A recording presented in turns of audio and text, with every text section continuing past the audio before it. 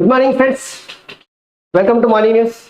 ఇక నేను ఎప్పుడు చెప్పి ముచ్చేస్తున్నాయి కదా, దయచేసి మీరు మర్చిపోకూరి. KR public news, R1 news today, R1 news today channel ఖచ్చితంగా మీరు సబ్స్క్రైబ్ చేయడం మర్చిపోతున్న చాలా మంది. దయచేసి పేద ప్రజల గొంతుకగా మనం ప్రశ్నించాలంటే మీరిచ్చే పట్టు, మీరిచ్చే ఆయుధం, మీరిచ్చే ప్రోత్సాహం సబ్స్క్రైబ్ చేయడం, లైక్ చేయడం, కామెంట్ చేయడం జరగాలి. మర్చిపోకరు మీరు ఎట్టి పరిస్థితుల. దయచేసి వ్యూవర్స్కి అందరికీ, మిత్రులారా మీ అందరికీ విజ్ఞప్తి చేసిన పదే పదే సబ్స్క్రైబ్ చేయండి, లైక్ చేయండి, కామెంట్ చేయండి, అదేవిధంగా సోషల్ మీడియాలో షేర్ చేయండి. Welcome to morning news. R news group media సమర్పించేటువంటి మార్నింగ్ న్యూస్కి మీ అందరికి స్వాగతం తెలియజేస్తున్నా. నేను మీ కోటికి రామముద్రాజ్, నాతో పాటు సాయిరాజ్ ఉన్నాడు. ఇక ఈ పొద్దున్నటువంటి వార్తల్లో ఉన్నటువంటి ప్రధాన అంశాలు చూద్దాం. దానికన్నా ముందు మనం తమ్నేల్లో పెట్టినట్టు తిరుగులేని శక్తిగా రేవంత్ రెడ్డి, తిరుగులేని శక్తిగా తెలంగాణ రాష్ట్రంలో రేవంత్ రెడ్డి ఎస్టాబ్లిష్ అవుతా ఉన్నాడు. ఎందుకు ఈ ముచ్చట చెప్తా ఉన్నామంటే పేపర్లో చూసేటప్పుడు మీకు ఇంకా వివరంగా చెప్పే ప్రయత్నం చేద్దాం. ఎందుకంటే అంతర్గత కుమ్ములాటల నుంచి బయటపడ్డాడు, పార్టీలో ఉన్నటువంటి వ్యతిరేకులను అణచివేసిండు అనొచ్చో లేదు తెలియదు, కానీ మొత్తం మీద అయితే పార్టీలో ఉన్నటువంటి వ్యతిరేకులు ఎవరైతే ఉన్నారో వాళ్ళందరూ సర్దుమనుగా కూడా కూర్చున్నారు. మాటలే ముచ్చేతులే. ఇక దీనికి తోడు టార్గెట్ గురిపెట్టి బరాబర్ పోకిరిలా మహేష్ బాబు చెప్పిన డైలాగ్ ఏదైతే ఉందో బరాబర్ రేవంత్ రెడ్డి దానికి అర్హుడు. గురిపెట్టి కొడితేనంటే హేమాయమీలైనటువంటి వాళ్ళు తల్లడిల్లినటువంటి పరిస్థితుల్లో రేవంత్ రెడ్డి ఆ గురి ఏంది, ఎట్లా కొట్టగలిగింది అనేది చూద్దాం. ఇక సో వెలుగుతుందా ఫస్ట్.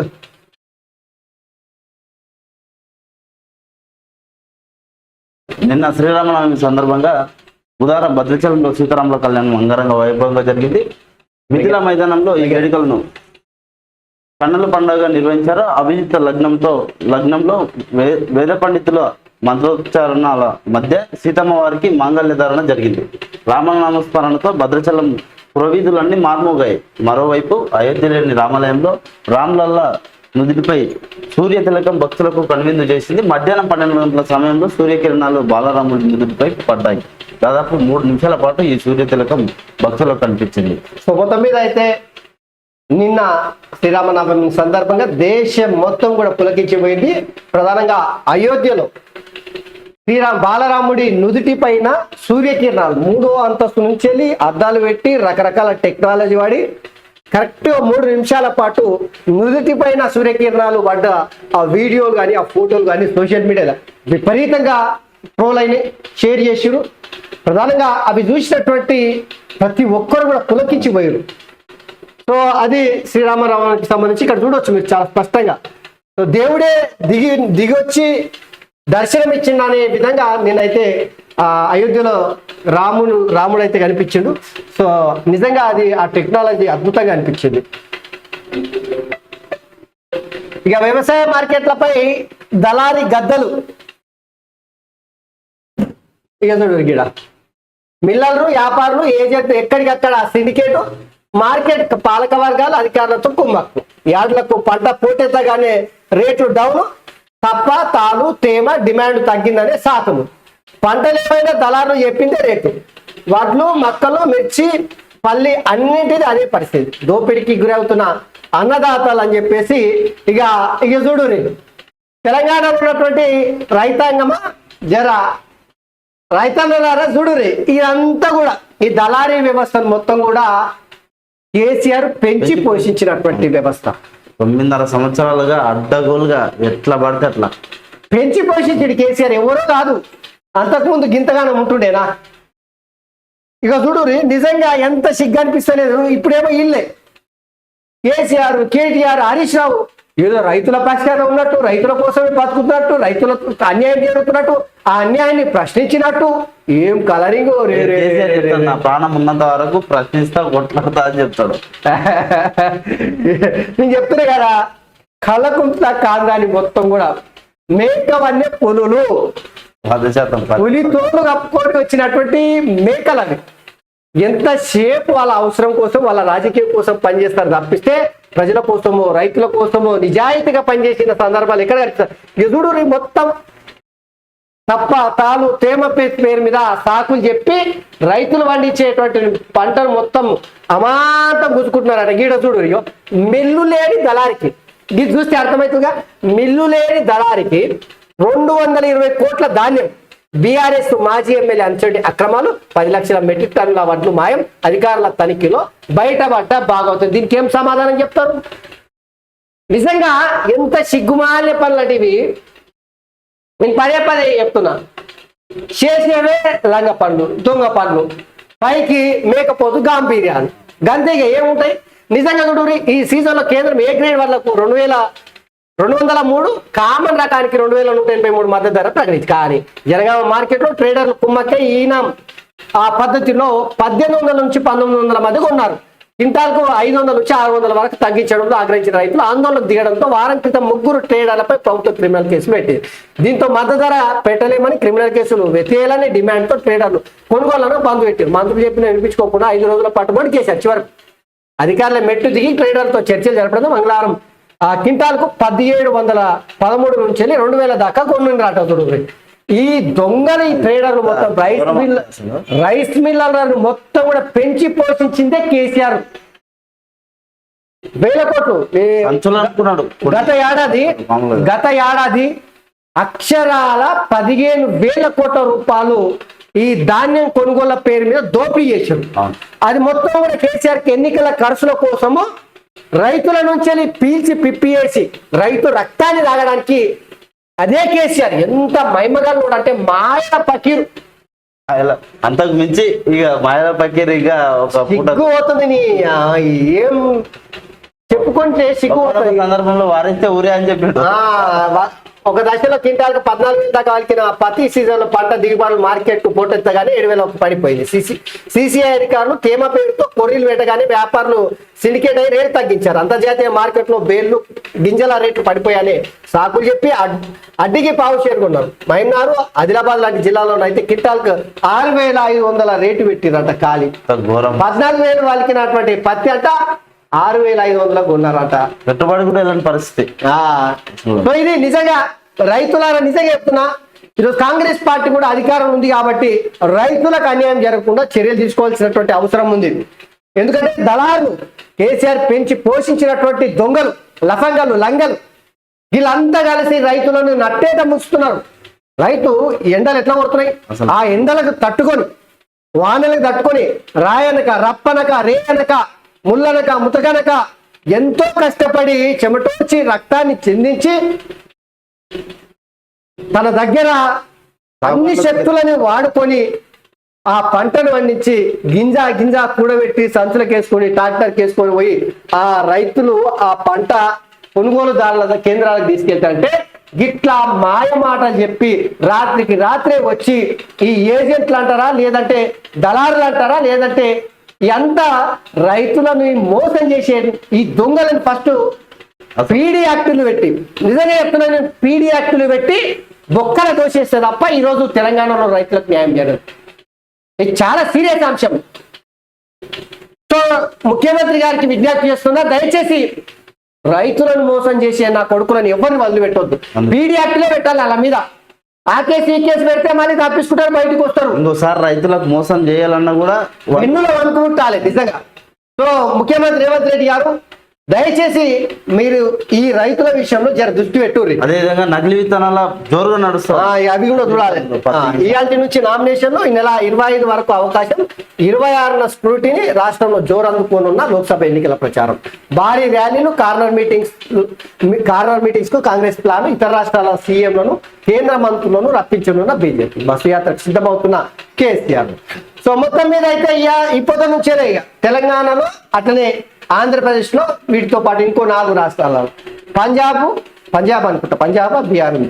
సో అక్కడ ఆంధ్రప్రదేశ్ లో శాసనసభకు ఎన్నికలు జరుగుతాయి. అట్లనే 80కి పైగా పార్లమెంటుకు సంబంధించినటువంటి స్థానాలలో ఇక నామినేషన్ తీసుకొని ఎన్నికలకు వెళ్ళబోతా ఉంది. సో తెలంగాణ ఆంధ్రప్రదేశ్లో 13 తారీఖు ఎన్నికలు జరిగితే వచ్చే నెల.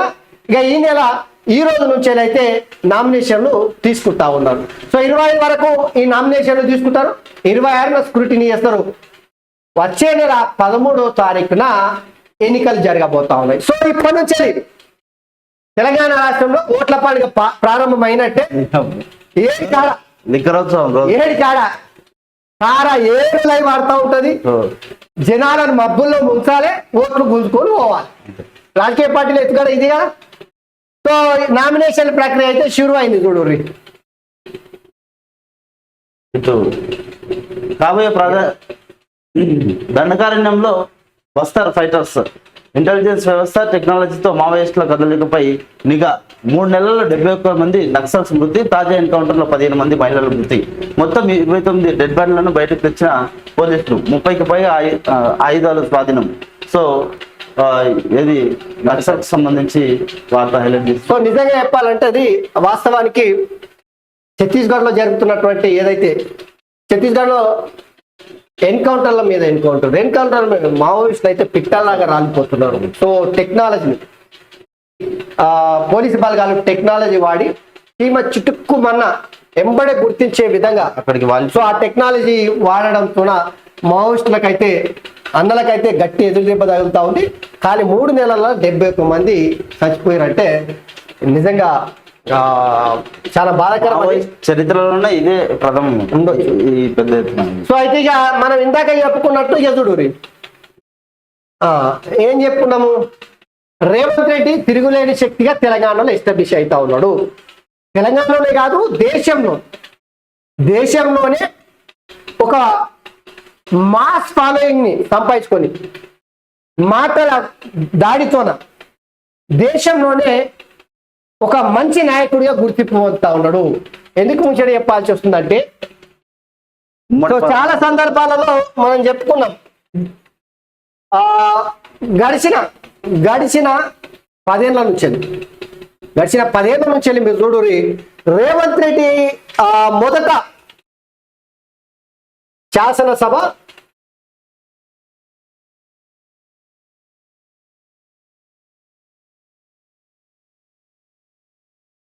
శాసనసభ ఎన్నికల్లో ఓడిపోయాడు. కొడంగల్లా ఓడిపోయాడు.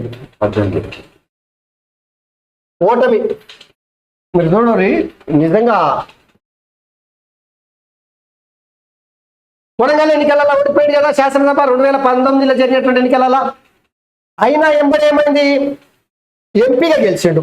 మల్కాజ్గిరి నుంచి వెళ్ళి లోక్సభ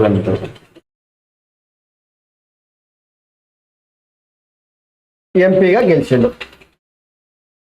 పార్లమెంట్లో పోరాడిండు. మీకు గుర్తుండే ఉంటుంది 2016లో ఓటుకు నేటి కేసు అనేది పెద్ద దుమారం వెళ్ళింది. ఓటుకు నోటు కేసు తీవ్రంగా కలిసివేసింది. మామూలుగా కాదు. బీఆర్ఎస్ పార్టీ వాళ్ళు నిజంగా మళ్ళా ఎప్పుడు పడితే ఏడ పడతారు, ఏ వేదిక దొరికితే ఆ వేదిక మీద ఓటుకు నేటి కేసులా అడ్డంగా పచ్చిగా దొరికిన దొంగ రేవంత్ రెడ్డి మా గురించి మాట్లాడదని ఎన్నిసార్లు చెప్తుర్రి. ఇజ్జత్ అంతా తీస్తుర్రి. నడి బజార్లా రేవంత్ రెడ్డిని అయితే ఇజ్జత్ అంతా తీస్తుర్రు. ఎక్కడ కుంగిపోలే. శాసనసభ ఎన్నికల్లో దెబ్బ కొడుతున్నంటే కొడంగల్లో ఓడిపోయింది. కథనే అనుకున్నారు. రాత్రికి రాత్రి రేపు ఓటు అనగా ఈ పొద్దు మధ్యరాత్రి అమాంతం పోలీసులను పెట్టిండు కేసీఆర్. తీసుకుపోయి జైలుకు పంపించేసిండు. ఇక చూడు, కొడంగల్ నియోజకవర్గంలో పోలీసులు అసలు ఆ ఎలక్షన్ రోజున ఓట్ల రోజున ప్రతి దాడులు కాంగ్రెస్ బీఆర్ఎస్ మధ్యలో మామూలు కొట్లాట జరగలే. అయినా కూడా తట్టుకున్నాడు. ఓడిపోయినా కూడా ఎంబడి తేరుకొని గెలిచాడు. ఓటుకు నోటు కేసులో పదే విమర్శలు చేసినా, ఎన్ని చేసినా కూడా ఈ ఓటుకు నేటి కేసులో కూడా బయటపడ్డాడు. ఇదే ఓటుకు నేటి కేసులా డిటెన్షన్ సెల్ వేసిరట మొన్న.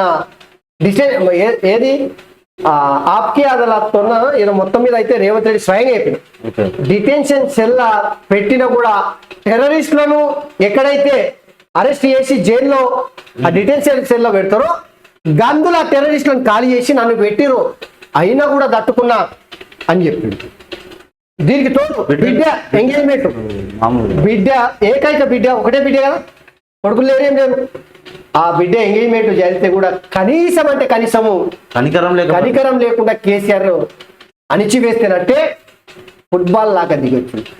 అదే సమయంలో కేటీ రామారావుకు సంబంధించినటువంటి జన్వాడ్ అనుకుంటా ఫామ్ హౌస్ లా నువ్వు ఆ 100 ఎకరాలతో ఎట్లా కట్టినావని చెప్పేసి మీడియా వాళ్ళు డ్రోన్ కెమెరా, మీడియా వాళ్ళ పేరు చెప్పి కానీ రేవంత్ రెడ్డితో పాటు కొండా విశ్వేశ్వరరెడ్డి ఇద్దరు కలిసి డ్రోన్ కెమెరాలు పెట్టి మొత్తం షూట్ చేసి మీడియా వాళ్ళకి ఇచ్చాడు.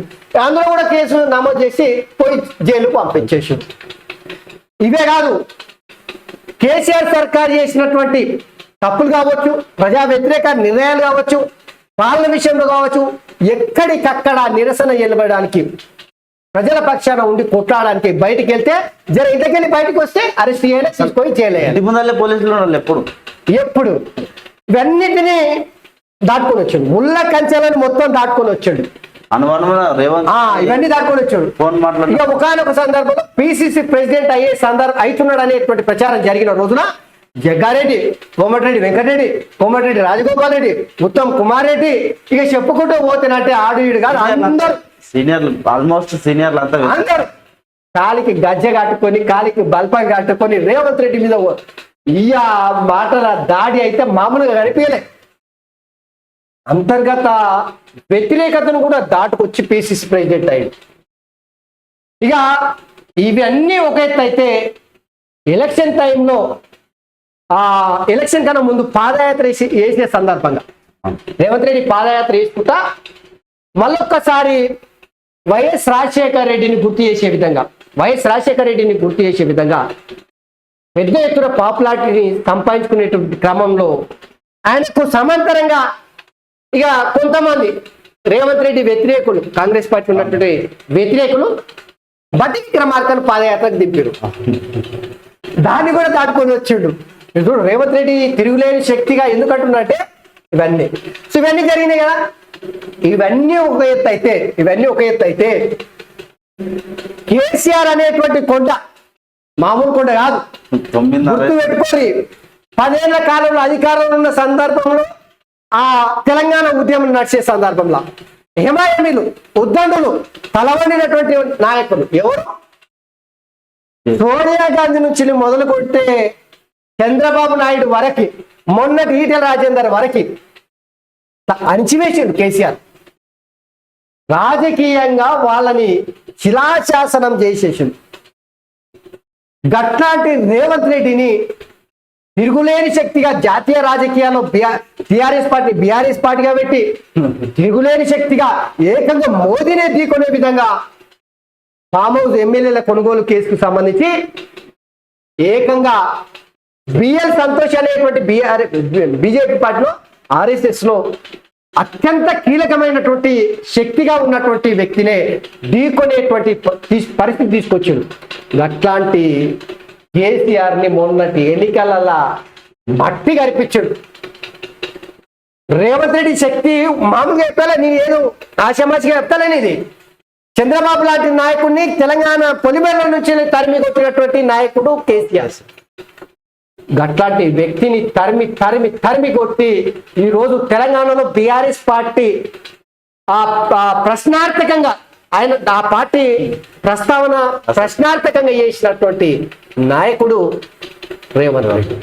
ఇన్ని ఒడిదుడుకులు అన్ని ఎదుర్కొని తిరుగులేని శక్తిగా ఈరోజు ఒక్క ముఖ్యమంత్రి కాదు రేవంత్ రెడ్డి అంటే, ఖాళీ ముఖ్యమంత్రి కాదు, దేశ రాజకీయాలలో ప్రభావం చూపించేటువంటి పరిస్థితి రేవంత్ రెడ్డి ఈరోజు. నిన్న ఇక ఈ ముచ్చట్లన్నీ ఎందుకు చెప్పినామంటే, కాబోయే ప్రధాని వయనాడు నుంచేలే ఇది ఎవరు చెప్తలే, రేవంత్ రెడ్డి కేరళలో కాంగ్రెస్ పార్టీ కీలక నాయకుడు రాహుల్ గాంధీ పోటీ చేస్తున్నటువంటి వయనాడుకి వెళ్ళి అక్కడ ప్రచారం చేసుకుంటా కాబోయే ప్రధానమంత్రి రాహుల్ గాంధీ అనే ముచ్చటి చెప్పుకుంటా ఆయన శక్తి కేరళకి తీసుకెళ్తున్నాడు. కేరళ నుంచి వెళ్ళి కర్ణాటక పోతాడు, తమిళనాడు పోతాడు, చాలా రాష్ట్రాలకు వెళ్ళి ప్రచారం చేయబోతా ఉన్నాడు. దాదాపుగా 10కి పైగా రాష్ట్రాలలో ప్రచారం చేయడానికి ఆయనను ఒక ఐకాన్ గా, స్టార్ కంపెనర్ గా ఈరోజు ఆ మాస్ ఫాలోయింగ్, ఒక ఉన్నతమైనటువంటి నాయకుడిగా ఆయన తీర్చిదిద్దుకున్నాడంటే ఎక్కడ కొండారెడ్డిపల్లి, నిజంగా ఎక్కడ కొండారెడ్డిపల్లి, ఎక్కడ అచ్చంపేట, ఎక్కడ అడవులు, ఆ కొండారెడ్డిపల్లి నుంచి వెళ్ళి జడ్పీటీసీగా మన జడ్చర్ల నియోజకవర్గంలో ఏది మండలం పేరు గుర్తొస్తలేదు, ఆ మండలం నుంచి వెళ్ళి జడ్పీటీసీగా, ఇండిపెండెంట్ ఎమ్మెల్సీగా, ఎంబడే కొడంగల్ నుంచి వెళ్ళి 2 సార్లు ఎమ్మెల్యేగా, ఆ తర్వాత 2019లో ఎంపీగా, 2023లో ముఖ్యమంత్రిగా, ఇప్పుడు జాతీయ రాజకీయాల్లో చక్రం తిప్పే పరిస్థితి. సో ఈ విషయంలో హ్యాట్సాప్ చెప్తా ఉన్నా. నిజంగా కొడంగల్లో ఖచ్చితంగా రేవంత్ రెడ్డి, నరేందర్ రెడ్డి రాజకీయాలను ప్రభావితం చేయాలని నేను కూడా పోటీ చేసిన, కానీ ప్రజాదరణ చూసిన తర్వాత రేవంత్ రెడ్డి పాపులారిటీ ఎట్లొచ్చింది, ఎట్లా సంపాదించుకున్నా అంటే మాస్ ఫాలోయింగ్ తెచ్చుకున్నటువంటి నాయకుడు. తెలంగాణలో ఎవరికి లేని, కాంగ్రెస్ పార్టీలో ఎవరికి దక్కనటువంటి అవకాశం రేవంత్ రెడ్డి సంపాదించుకున్నాడు. సో అందుకనే వచ్చే 20 ఏళ్ళు రాహుల్ గాంధీ ప్రధాని, సీఎం రేవంత్ రెడ్డి 10 ఏళ్ల కాలం మోదీ ప్రజలు వంచాడు. అన్నింటిలో దక్షిణాదిపై వివక్ష చూపిన బీజేపీ ఓట్లు అడిగే హక్కు లేదు. కేరళలోని వయనాడులో రాహుల్ గాంధీ తరఫున ఎన్నికల ప్రచారం, నేడు అలపూజలో కేసీ వేణుగోపాల్ తరఫున క్యాంపెయినింగ్ చేయబోతాం. సో ఇది ఎందుకు చెప్పిన అంటే రేవంత్ రెడ్డి ప్రస్థానం నుంచి వెళ్ళి ఈరోజు ఈ స్థాయికి ఎదిగిన విధానాన్ని ఖచ్చితంగా తెలంగాణ రాష్ట్ర రాజకీయాల్లో ఆయన వేసినటువంటి ముద్ర మామూలుది కాదు కాబట్టి మాట్లాడాల్సిందే. సో అందుకనే కాంగ్రెస్ పార్టీ లేకుండా పోతుందనే సమయంలో కూడా సో నిజంగా ఆ ముచ్చట కూడా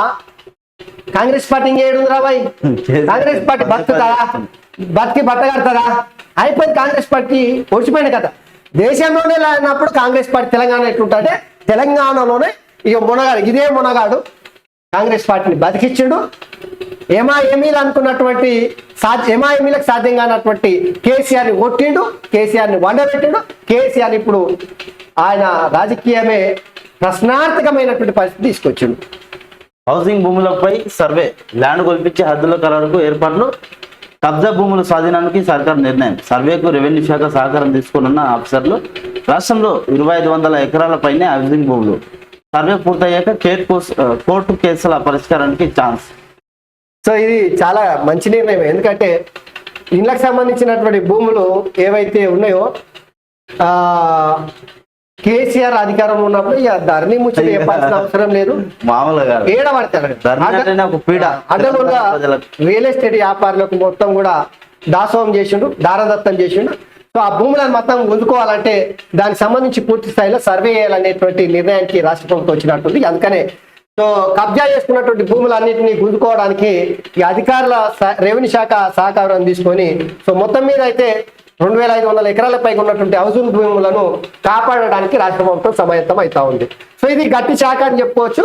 బీఆర్ఎస్ పార్టీకి సంబంధించినటువంటి సానుభూతి పనులు కావచ్చు, రియల్ ఎస్టేట్ వ్యాపారులు కావచ్చు, వీళ్ళు పార్టీకి సంబంధించిన మంత్రులు, ఎమ్మెల్యేలు అందరు కలిసి కబ్జా పెట్టినటువంటి వాటిని గుంజుకోవడానికి కనిపిస్తే ఎక్కడ గుట్టలు కనిపిస్తే కబ్జా చేసుకోవాలి. సో లాస్ట్ కి హౌసింగ్ భూముల పైన కూడా రాబందులాగా వాలేదు.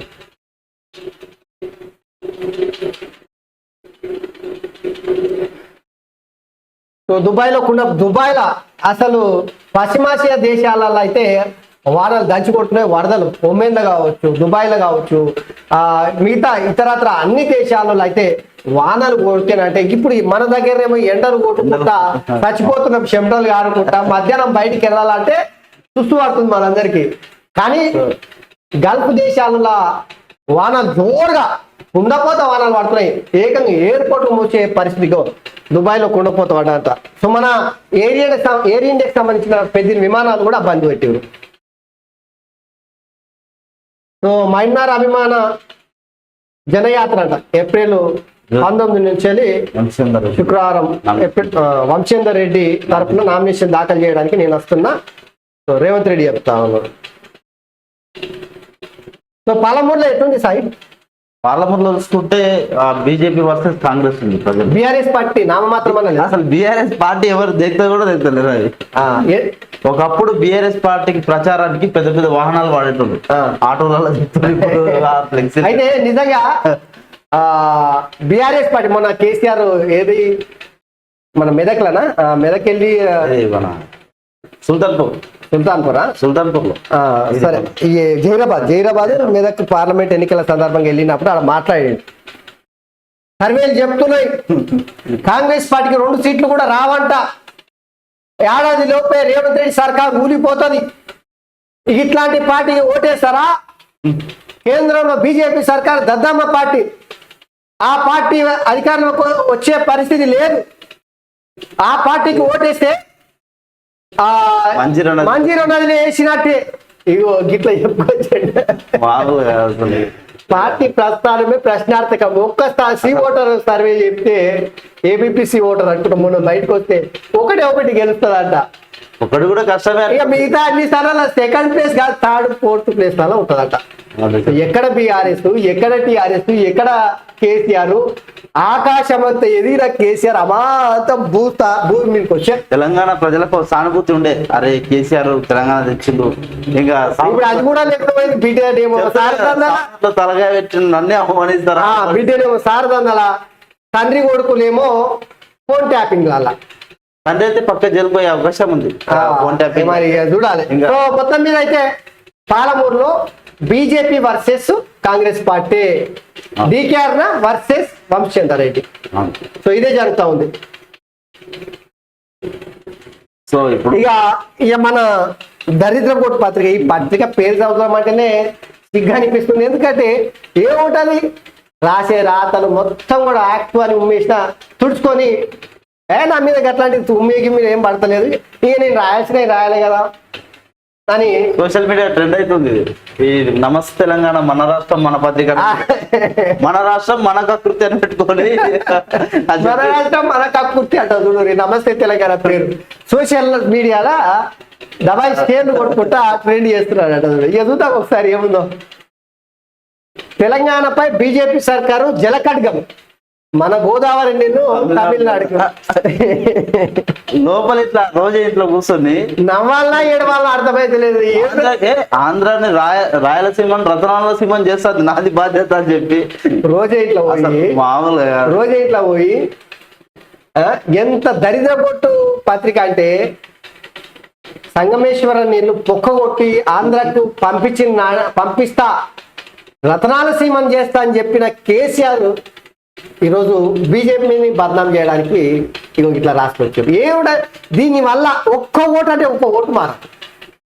అసలు ఇది ప్రభావమే చూపదు. అసలు ఇది ఈ వార్తలు ఎవరు చూస్తారా బయట? అరే టానిక్ నీకు ఇంత కూడా సిగ్గు లేకుండా అవుతుంది. తెలంగాణ ఆమోదించకపోయినా ఆమోదించినట్టునట గోదావరి కావేరి అనుసంధానంతో. పత్రిక చూడాలని సిగ్గు అనిపిస్తుంది అబ్బా నిజంగా. ప్రజల చూడురి, తమిళనాడులో ఓట్ల కోసం మోదీ బీజేపీ రాజకీయం, తెలంగాణ నీటి ప్రయోజనాలకు శాశ్వత విఘాతం, ఛత్తీస్గఢ్ వాటర్ను తరలిస్తామంటూ కల్లిబొల్లి మాటలు, కృష్ణా జలాల్లోనూ కర్ణాటక మహారాష్ట్రకు అదనపు వాటా, గోదావరిలో మిగులుపై లెక్కలు తేల్చని ఎన్డబ్ల్యూడిఏ, మరో బాబ్లీ పోతిరెడ్డి పాడుల మారోన్న ఇచ్చెంపల్లి, ఇక భావితరాలకు తీరని అన్యాయం అని చెప్పేసి నిపుణుల ఆందోళన. బద్మాష్ వార్త తప్పిస్తే ఏం లేదు. నమస్తే పత్రిక ఆందోళన చెప్తుంది. ఆందోళన ఏం లేదు. పార్లమెంట్ ఎన్నికల్లో కాంగ్రెస్ వర్సెస్ బీజేపీ ఉంది, కాంగ్రెస్ వర్సెస్ బీజేపీ ఉంది. బీజేపీని బదనాం చేయాలి, కాంగ్రెస్ ని బదనాం చేయాలి. గట్లా బదనాం చేస్తే నయానో పైన 2-3 జర ఓట్లు వచ్చే అవకాశం ఉంది. పార్టీ క్యాడర్ నిలబడాలన్నా, పార్టీ క్యాడర్ పనిచేయాలన్నా ఇక 2 పార్టీలను బదనాం చేయాలి. బదనాం చేయాలి. కనీసం మమ్మల్ని మర్చిపోతున్నారు ప్రజలంతా, కనీసం మేము గుర్తుకుండాలని చెప్పి రాతలు రాసేది నాకు మేడగడ్డ గురించి ఏదో ఏ అని ఉట్టి ఆయన చూసి కూడా వేసి. కానీ ఇగో ప్రజలారా, నేను ఒక ముచ్చట చెప్తున్నా. శాసనసభ ఎన్నికల కన్నా ముందు గిట్లనే ఆడిపోడు వేసుకున్నారు, ఈసరించుకున్నారు, బట్టగాల్చి మీదేసుడు కాంగ్రెస్ పార్టీ మీద బీజేపీ మీద కోకోలు అవేమన్నా పని చేస్తే జీరో పని చేయకపోగా వ్యతిరేకమే. ఇప్పుడు కూడా అదే జరుగుతుంది. దీని గురించి పెద్ద పట్టించుకోకూరి. సో నోటుపై నేను విచారణ, తెలంగాణ ఏసీబీ దర్యాప్తు సరిగా లేదు, కేసును సిబిఐకి అప్పగించాలి. వాళ్ళ అసలు ఓటుకు నేటి కేసు సరిగా దర్యాప్తు చేస్తలేదట ఏసీబీ. ఇగో కేసుని తీసుకుపోయి సిబిఐకి ఇవ్వాలని చెప్పేసి మంగళగిరి ఎమ్మెల్యే ఉండేగా ఆళ్ళ రామకృష్ణారెడ్డి. ఇగో ఆళ్ళ రామకృష్ణారెడ్డి మొన్నటికి మొన్న కాంగ్రెస్ పార్టీలోకి పోయి మళ్ళా తిరిగి వైఎస్ఆర్సీపీలోకి వచ్చాడు. ఇక ఆ భయం చుట్టుకున్నది వీళ్ళకి. రేవంత్ రెడ్డి ముఖ్యమంత్రి అయిన మరుక్షణమే వైఎస్ఆర్సీపీకి భయం చుట్టుకుంది. హైదరాబాద్ ఏమి వాళ్ళ పప్పులు ఉట్టలేవు, అసలు వాళ్ళని భయం చుట్టుకున్నారు. ఇక ఓటుకు రేవంత్ రెడ్డిని ఇబ్బంది పెట్టాలంటే వీళ్ళకు ఆయుపాటు అన్నట్టు ఓటుకు నేటి. దాని గురించి గదో బయటకు తీసుకొస్తే అయిపోతాను. ఓటుకు నేటి కేసు అనేది కేసీఆర్ సృష్టించి ఫోన్ ట్యాపింగ్ చేసి పట్టుకున్నటువంటి కేసు. ఈరోజు అదే కేసీఆర్ మీద దొరుకుతుంది. తాను దన్నేవాడు ఉంటే తలదన్నేవాడు అవుతాడంట. పొట్టేని పొడుగోడు కొడితేనంట పొడుగోడిని పోచమ్మ కొడుతుందంట. ఈరోజు కేసీఆర్ కు గుర్తొచ్చింది, గుర్తెరిగింది ఈరోజు అది. సో ఓటుకు నేటి కేసు అనేది కేసీఆర్ మెడకే చుట్టుకుంటా చూడు ఫోన్ ట్యాపింగ్ రూపంలో యమపాశంగా చుట్టుకుంటుంది. గురించి ఒక మాట కూడా మాట్లాడతలేదు. ఇక ఈ పత్రికలలో ఆ వార్త రాసుకొస్తే ఈ కుండలేదో బద్దలైనట్టు ఆకాశం ఉరిమి మంగళం మీద పడ్డట్టు అయితే అనుకుంటున్నారు, కానీ అంతా ఉట్టిది. ఫోన్ ట్యాపింగ్ ఇంత పెద్ద ఎత్తున దుమారం లేపుతుంటే ఒక్క వార్త కూడా లేదు. ఆ ఫోన్ ట్యాపింగ్ గురించి రాయరు. ఓటు ఉండేటి కేసు చిటుక్కు మన ఎంపడే రాస్తారు. వాళ్ళ చెల్లె తీసుకున్న 100 కిలోల నెయ్యి గురించి రాయారు. దేశంలో మోదీ వేవ్ లేదు, బీజేపీ అభ్యర్థి నవనీత్ సంచలన వ్యాఖ్యలు. మహారాష్ట్రలో ఆమె పోటీ చేస్తా ఉంది. సో ఆమె ఫ్లోలో అంటుంది ఏదో మరి. కేంద్రంపై కార్పొరేట్ల నియంత్రణ, మోదీ సర్కార్ పై రాకేష్ టికాయత్ రైతు ఉద్యమ నేత. నాకు తెలిసి కేసీఆర్ కూడా కలిసింది అనుకుంటా, కానీ కేసీఆర్ కి మద్దతు చెప్పలే. ప్రశ్నించే గొంతుకోపై కుట్రకత్తలు సల్వాజీపై 4 సార్లు దాడు. ధర్మారం చౌరస్లో కాంగ్రెస్ నాయకుల అరాచకం. బీఆర్ఎస్ సోషల్ మీడియా ఇన్ఛార్జిపై అత్యాయత్నం అంటారు. అసలు ఒక దిశ రిపోర్టర్ ని వాస్తవంగా చెప్పాలంటే ఎన్నికలకు 3-4 నెలల ముందు హత్య చేశారు. ఆ విషయం ఎక్కడ కూడా బయటికి రాలే, కనీసము ఈ పత్రిక రాస్తారాలి. అయితే ఒకటి అయితే నిజం, బీఆర్ఎస్ పార్టీ అధికారంలో ఉన్న రోజున ఇదే బీఆర్ఎస్ పార్టీ మూకలు, అందరు కాదు మూకలు, రౌడీజం చేసే మూకలు తాగబోతూ కేసీఆర్ ని ప్రశ్నిస్తే ఎవరు ప్రశ్నిస్తాం? ఊళ్ళో సర్పంచ్ నుంచి మొదలుకొని సర్పంచ్ స్థాయి నుంచే ఆ ఊళ్ళో ఒకవేళ కాంగ్రెస్ పార్టీలో బీజేపీలో సామాన్య జనము కేసీఆర్ చేసిన పథకాలు కావచ్చు, పాలన కావచ్చు వ్యతిరేకిస్తే కేసులు పెట్టి జైలుకు పంపించారు. ఇక గీళ్ళు ఈ సర్టిఫికేట్ ఇవ్వాలి. సిగ్గుతారా నాయన, మీరు చేసే పాలన చూసి పోయింది. ఇక ఇప్పుడు ఈ నంగనాచి నాటకాలతోన ఆటలు ఆడుతాయి. గది ఏదో జరిగిందంట అన్నో దగ్గర. సరే, చేసి తప్పు ఖచ్చితంగా తప్పే. ఎట్టి పరిస్థితుల్లో ప్రతి దాడులు ప్రజాస్వామ్యంలో ఉండొద్దు. కానీ మీరు అధికారంలో ఉన్నప్పుడు చేసినటువంటి తప్పుల పనులు, రౌడీజాలు, దాడులు, కేసులు ఇవన్నీ తలుచుకుంటేనే భయం వేస్తుంది. ఇక కలెక్టర్ లోడ్ రిటర్న్ అధికారులు చెప్పిన వడ్ల లారీని తిప్పి పంపిన వ్యాపారులు కింటా వడ్లు మిల్లుకు చేరలే, ధాన్యపు రాశులు ఎక్కడికెక్కడికి. కాంటాపై సర్కారు కాలయాపన, కొనుగోలు తాలూకు పేచి కొనుగోలు కేంద్రాలు నానా అవస్థలు. ఇంక కాకపోతే అయితే ఏడానే చూద్దామంటే ఇట్లాంటి వార్తలు కనిపించకుండే. సర్కార్ ఇంత పెద్ద ఎత్తున రివ్యూ చేస్తుంటే ఆ విషయం రాయదు. కాంగ్రెస్ పార్టీ గవర్నమెంట్ అయితే మంచిగానే పనిచేస్తుంది. దళార్ల భరతం పడుతుంది. ఎటు ఇప్పుడు రాజకీయాలలో ఒక నాయకుడు ఉంటది, ఇద్దరు తలపడిన నాయకులు కొట్లాడుకుంటేనంటే ఎంతసేపు ఒకరి తప్పుల్ని ఒకరు ఎత్తి చూపాలి. అయితే ఆ ఎత్తి చూపే క్రమంలో ఎట్లుంటుందంటే, నువ్వు చేసిన తప్పుని నేను ఎత్తి చూపాలంటే ఆ తప్పు ప్రజలకు తగిలి ఆ ప్రజలు నీ పైన తిరగబడే విధంగా రాజకీయాలలో ఉంటది. ఇక్కడ ఏం జరుగుతుందంటే అది ఉల్టా చోటు కొత్తవాళ్ళకి దాంటే అన్నట్టు అది తిరిగి మళ్ళీ బీఆర్ఎస్ ఉంటుంది. నిజంగా రైతుల విషయంలో రాష్ట్ర ప్రభుత్వం అయితే కొద్దిగా ఫోకస్ చేయాల్సినటువంటి అవసరం ఉంది.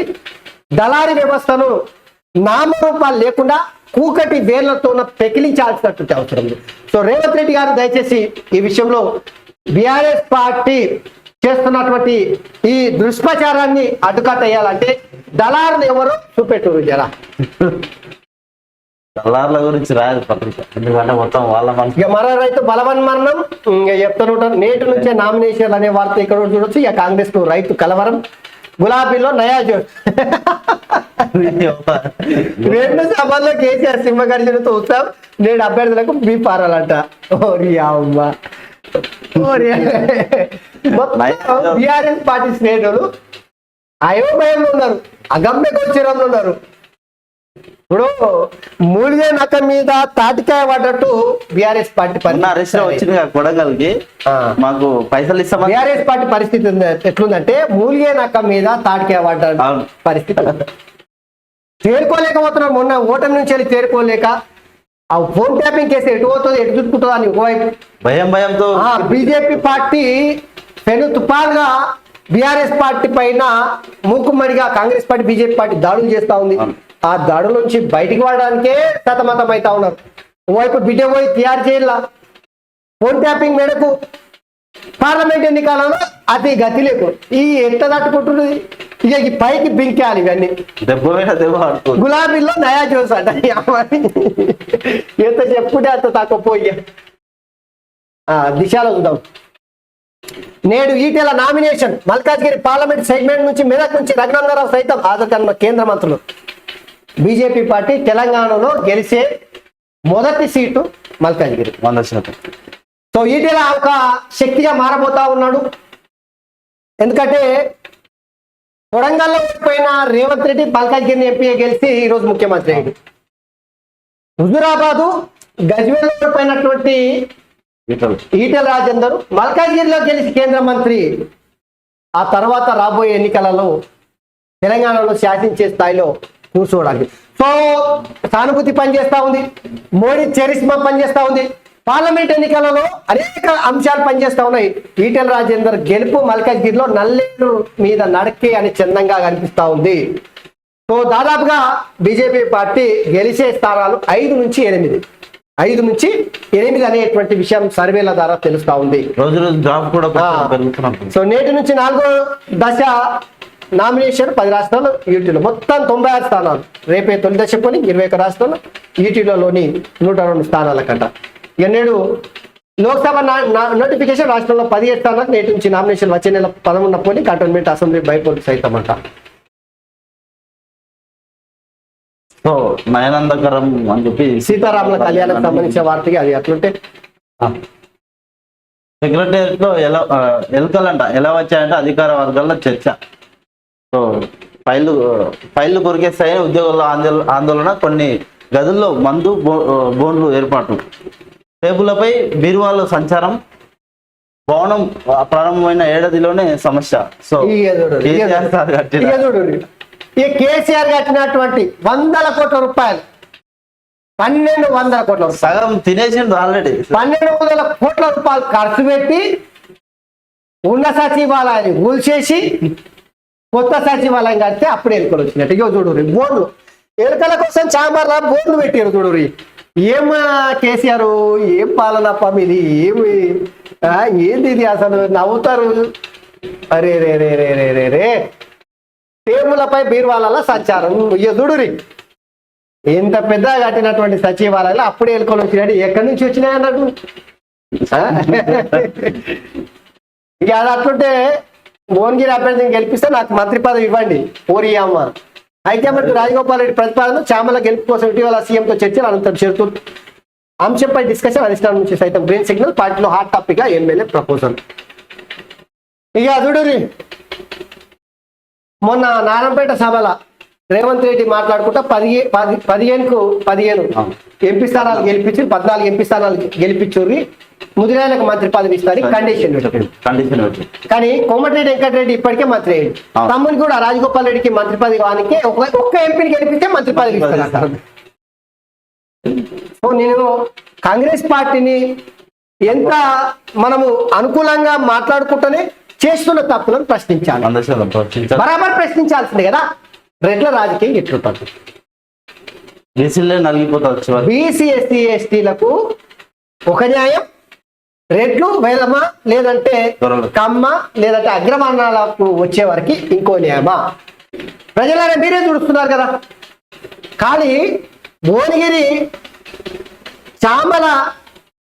చామలను గెలిపిస్తే కోమటిరెడ్డి రాజగోపాల్ రెడ్డికి మంత్రి పదవి ఒప్పుకున్నారట. అదే కనుక నిజమైతేనంటే ఇంత దరిద్రం కొట్టు రాజకీయాలు ఇంకోటి ఉండవు. దరిద్రం ఆ. మామూలుగా హోంమంత్రి కావాలని ఉంది మొదట జగన్.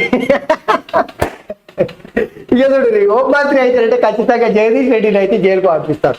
ఎందుకంటే మున్గోడు ఉప ఎన్నికల సందర్భంగా ముప్పు తిప్పలు పెట్టి 3 చీర నీళ్లు దాపారు. ఫోన్ ట్యాపింగ్ చేసుడు, కోమటిరెడ్డి రాజగోపాల్ రెడ్డి పైసలు పట్టుకున్నాడు, కథం. ఎక్కడ ప్రచారం చేయకుండా ఆగమాగం చేశారు. ఏం చేంజ్ వాళ్ళు ఎటు పోతున్నారు, ఏం చేస్తారు?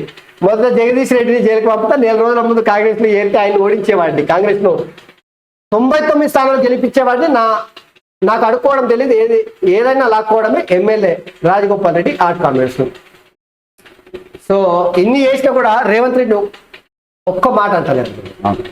కోమటిరెడ్డి బ్రదర్స్ రేవంత్ రెడ్డికి ముప్పు అని చెప్పేసి ప్రచారం జరిగినా కిమ్మన కూడా కూర్చున్నారు ఎక్కడికక్కడ.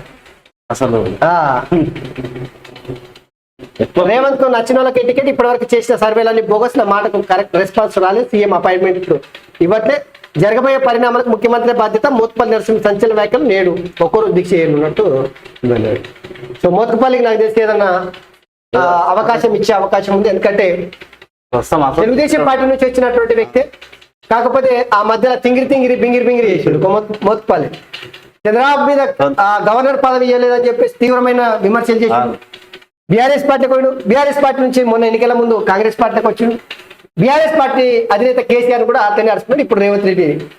సో విమర్శించడం వల్ల ఏమైనా లాభం ఉంటా లేదనేది చూడాలి. మరి ఉంటది, కాకపోతే ఆ లిమిట్ ఉంటుంది విమర్శించేది. ప్రైవేట్ కు అసైన్ భూములు బుద్వేల్లో 400 కోట్ల స్కామ్, కన్వెన్స్ డీడ్స్ రోజే సేల్స్ డీడ్స్ అంట. ARU infra park private limited వెస్మెల్ల గ్రీన్ చేతుల్లో అసైన్ల ప్లాట్లు మార్కెట్లో గజం 1,00,000 వీళ్ళకు చెల్లించింది 10,200 మాత్రం. వెనుక నాటి బీఆర్ఎస్ ప్రభుత్వ పెద్దలు చట్టాలను ఉల్లంఘించిన అధికారులు. బొద్వేళ్ళ 400 కోట్లు అసైన్ భూములకు ప్రైవేట్ వ్యక్తులకు దారదత్తం చేసినట్టు చూడండి. ఇక దీనిపైన ఖచ్చితంగా ఎట్టి పరిస్థితి వదలదు. దీని వెనుకలు ఎవరున్నా నందిగామ వైఎస్ఆర్సీపీ ఎంపీ ఉన్నట్టు సమాచారం. ఖచ్చితంగా దీన్ని బయటికి తీయాలి. ఎట్టి పరిస్థితుల్లో భూములను కబ్జా పెట్టినటువంటి రాబందులను తీసుకొని లోపలేయాలి. ఇక మేడిగడ్డ వద్ద కాపాడ్డాము. త్వరలో నిర్మాణం అంగీకరించిన L&T కంపెనీ ఆ తర్వాత మరమ్మతులంట. నీట మునిగే దుబాయ్ కుండపోత వర్షాలతో అతలకుతలం. విమాన సర్వీసులు రద్దు, 20 మంది మృతి. సో దుబాయ్లో వాన బీభత్సం ఇంకా వచ్చింది. తెలంగాణలో జూన్ 2nd వీక్ లో ఋతుపవనాల ఎంట్రీ. సెప్టెంబర్ లో భారీ వర్షాలు. ప్రస్తుతం ఎండ వానలు. 2 రోజుల్లో 46 నుంచి 47 డిగ్రీల టెంపరేచర్. ఇప్పటికే రోడ్డు మీద గుడ్డు తీసుకొని ఆమ్లెట్ వేసామనుకో ఇది జగన్నాలు అయిపోతుంది. 47, 46 డిగ్రీలు అంటే మాడి మషి అయిపోతారు. ఇదంతా కారణము మనిషి తప్పుదాలే. ప్రకృతిని మొత్తం నాశనం చేసి తన ఆవాసం కోసం, తన నివాసం కోసం తాను మాత్రమే బతకాలనేటువంటి కుంచితత్వ ఆలోచన, స్వార్థ ఆలోచనతోన ఈరోజు భూమిని మొత్తం కొల్లగొడుతున్నారు. దాని మూలంగానే ఈ ప్రకృతి వైపరీత్యాలు. ఇప్పుడు ఎండాకాలంలో గల్ఫ్ దేశాలల్లో వానలు దబాయించి కొడుతున్నాయి, మన దగ్గర ఎండలు దబాయించి కొడుతున్నాయి. ఇది పరిస్థితి. జర జాగ్రత్తలు తీసుకోరు. ఇక నేడు ఓటుకు నోటు కేసు విచారణ సిబిఐకి అప్పగించాలని ఆళ్ల రామకృష్ణ రిక్వెస్ట్. చంద్రబాబు నిందితులుగా చేర్చాలని డిమాండ్. ఇక రేషన్ కార్డుల ఈకేవైసీ ప్రక్రియ కంటిన్యూ అంట. ఫ్యూన్ ఉద్యోగానికి పిహెచ్డి చేసిన వారు పోటీ అంట. ప్రియుడు సూసైడ్ చేస్తుంటే ప్రియురాలు జవాబుదారి కాదని చెప్పేసి ఢిల్లీ హైకోర్టు సంచలనమైన తీర్పు ఇస్తుంది. సో ఇవి ప్రధానంగా ఈరోజు దినపత్రికల్లో ఉన్నటువంటి ముఖ్యమైనటువంటి వార్తలు. సో మిత్రులారా, దయచేసి నేను పదే విజ్ఞప్తి చేస్తా ఉన్నా, మీరు మర్చిపోకూడదు. సో ఈ పోరాటం ప్రజల పక్షాన ఇది కొనసాగాలంటే ఖచ్చితంగా KR public news, R1 news today ఖచ్చితంగా అట్లనే మర్చిపోయిన తెలంగాణ పబ్లిక్ టీవీని కూడా సబ్స్క్రైబ్ చేసి ఖచ్చితంగా మీరు అందరూ ఆదరించి ముందుకు నడిపించాలని చెప్పేసి విజ్ఞప్తి చేస్తూ ధన్యవాదాలు. Thank you.